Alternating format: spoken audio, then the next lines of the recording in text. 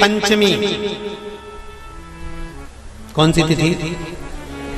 पंचमी, चाहे वो शुक्ल पक्ष की हो चाहे वो कृष्ण पक्ष की। शिव महापुराण की कथा कहती है आपको सुख अनुभव हो जाए। कार्य सिद्ध जिंदगी में कभी संपदा कम नहीं हो सकती, संपदा बढ़ती चली जाती है। संपदा घट नहीं सकती, बढ़ेगी और घटेगी, कष्ट नहीं आ सकता, रोग बीमारी तकलीफ नहीं आ सकती। आपके लिए तो लाभदायक है, समझ लो ये कथा। शास्त्र कहता है कि जिसके घर में संपदा की कमी हो, पैसा आ ही नहीं रहा हो, सब तो उलझ गया हो, बहुत टेंशन चल रहा हो, पंचमी तिथि के दिन गन्ने का रस जानते हो, ईख का रस, गन्ने का रस तुलसी जी के क्यारे में हाथ में लेकर 7 बार अपना नाम और गोत्र बोलकर छोड़ दो, जिंदगी में 3 साल में तो करोड़पति बनकर बैठ जाओगे, कभी लक्ष्मी की कमी नहीं आ सकती। तैयारी में बैठे रहोगे कि फिर पंचमी तिथि आए। हमारे यहाँ सांपों की पूजन कौन से दिन होती है, कौन सी तिथि में करते हैं? जम के बोलो जरा। नाग पंचमी। नाग पंचमी का मतलब क्या है? सांपों की पूजन करो।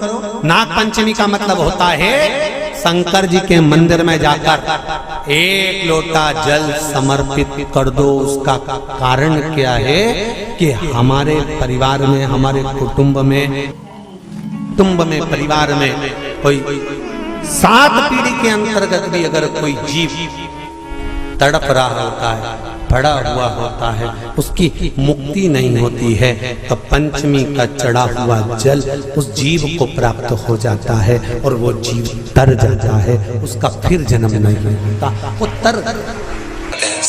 संपदा के लिए अर्थात जिसका व्यापार नहीं चलता, जिसके घर में पैसा नहीं आता, या नौकरी नहीं लग रही, या सर्विस नहीं लग रही, आप अप्लाई कर रहे हो, जगह जगह जाकर इंटरव्यू भी दे रहे हो और पैसा नहीं आता, तो उसके लिए भी प्रयास किया जाता है। पर उसके लिए यहाँ पर जो धन के लिए करते हैं, उसके लिए विष्णुपदी के लिए करते हैं। मतलब जैसे गंगा के जल में तुलसी के 11 पत्ते डाले जाते हैं और उसको किसी भी नारायण के मंदिर में, राम कृष्ण शिव शंकर नहीं, राम कृष्ण भगवान विष्णु दत्त आदि जितने नारायण के मंदिर हैं, उस मंदिर में किसी भी पात्र में, एक छोटे से पात्र में उसको भरकर रखी आते हैं महाराज, उससे भी जॉब सर्विस नौकरी में सफलता प्राप्त हो जाती है। परंतु वो भी एकादशी को ही होता है। कुछ देर तक पात्र को रखा जाता है, फिर वही पात्र का जल किसी भी वृक्ष के नीचे डाल दिया जाता है, उससे भी नौकरी के लिए फायदा मिलता है। गंगा का जल को एकादशी और द्वादशी इन 3 तिथियों पर एक रोटी में थोड़ा सा मीठा रखकर सोमक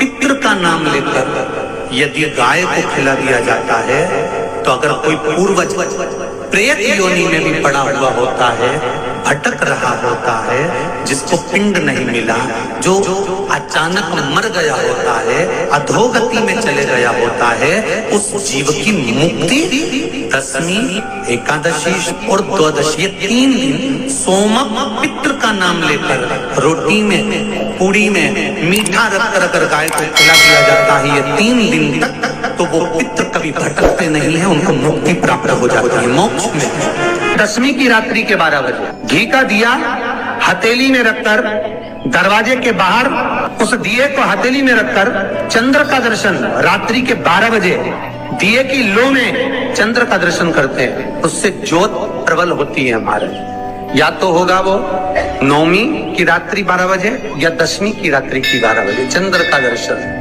दीप घी का हाथ में जलाकर, नाम गोत्र अपना बोलकर, नरसिंह भगवान का स्मरण कर कर, ज्योति में चंद्र का स्मरण कर कर दर्शन किया जाता है। नेत्र कमजोर हो तो 3 या 4 दिन में ज्योतियों का क्रम बढ़ना प्रारंभ होता है। वैसे तो 15 दिन का लिखा है, पर शिव महापुराण कहती है 3-4 दिन का क्रम बहुत होता, बढ़ता जाता। केवल दशमी, चाहे उजाला की हो चाहे अंधेरे की। कौन से महादेव का नाम लेना है? श्रम्भेश्वर महादेव।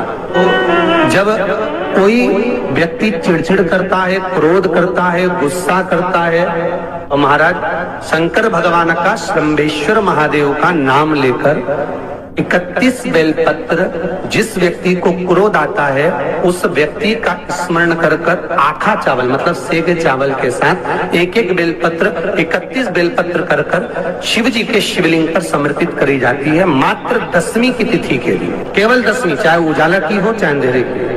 कौन से महादेव का नाम लेना है? श्रम्भेश्वर महादेव, शिव जी का एक छोटे छोटे बच्चे रहते हैं, कुछ कुछ बच्चों को माता जबरदस्ती के भोजन कराती है, खिलाती है, ठोकती, मारती, खिलाती है।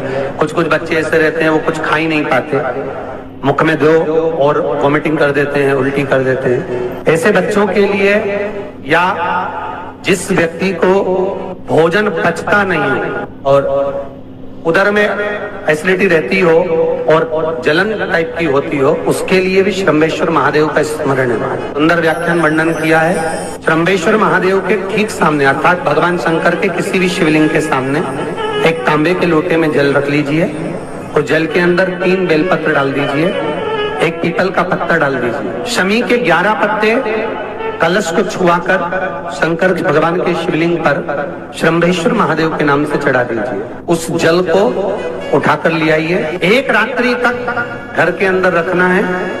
उस जल को श्रम्भेश्वर महादेव का नाम लेकर जिस व्यक्ति को एसिडिटी होती हो या उधर खराब रहता हो या भोजन नहीं पचता हो या पेट से जुड़ी हुई प्रॉब्लम हो या बच्चों को भोजन कराते हैं और वो वोमिटिंग कर देते हो, ऐसे बच्चे को या भोजन नहीं भा रहा हो ऐसे व्यक्ति को उस जल को सवेरे दोपहर शाम 3 बार श्रम्भेश्वर महादेव का नाम लेकर आचमन कराना प्रारंभ कर दो, पिलाना चालू कर दीजिए। 3 या 4 दिन पिलाओगे, अपने आप उदर में भी आनंद रहेगा, बच्चा भोजन करना भी प्रारंभ कर देगा। श्रम्भेश्वर जिसको साइटिका की बीमारी होती है या स्लिप डिस्क की बीमारी होती है या कमर की रीढ़ की हड्डी कहीं बांकी टेढ़ी होने लगती है या नसें चोक होने लगी हों, काम ना कर रही हों, तो उसके लिए कुंदकेश्वर महादेव पर आप कोई भी सफेद कलर के पुष्प भगवान शंकर के मंदिर में कुंदकेश्वर के नाम से 31 फूल समर्पित करना है। 31 पुष्प और कुंदकेश्वर के नाम से 31 पुष्प समर्पित कर बेलपत्री के पेड़ के नीचे की जड़ थोड़ा सा भाग निकालकर ऊपर से छीलकर अंदर का भाग शंकर कुंदकेश्वर को चढ़ाना है।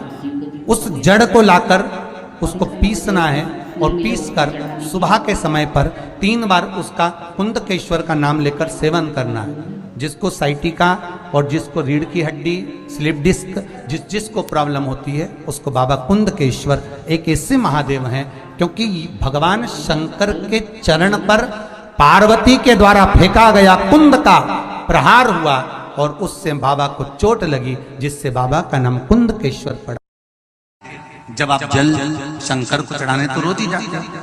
जब एकादशी का दिन रहे और शंकर जी के मंदिर में आप जल समर्पित करें तो 3 बार मुख से स्वधा स्वधा स्वधा या स्वधा स्तोत्र का पाठ, जिसमें 12 श्लोक।